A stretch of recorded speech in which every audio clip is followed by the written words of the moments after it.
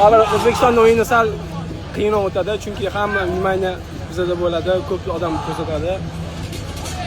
O'ylaymanki, yaxshi o'tadi bugungi o'yin. Terma jamoa bosh murabbiy qanday ko'rsatmalar bergandi aynan himoyachilarga? Akalik zo'r beryapsiz, savolim bor. Javob. Bunaqa narsa aytilmaydi aka. Bu savolga javob berish qiyin. Xo'p, keyingi savol. Bu yoqqa ham o'ting.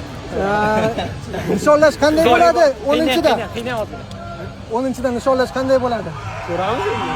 Barcha Oldinda aytib qo'yish kerak emas. hozir butun O'zbekiston ko'ryapti sizni. O'zbekistonlik muxlislarga, sizning muxlislaringizga fikrlaringiz. Salom deb. Salom. Tabriklaymiz hammani. Ha, Bo'ldi. bo'ldi. Ha? Hozir yig'lavoradi aka. Tabriklaymiz, zo'r o'yin. Rahmat, rahmat. Abbos, Men keturaymi? turing. Do'stingizni yonida turing.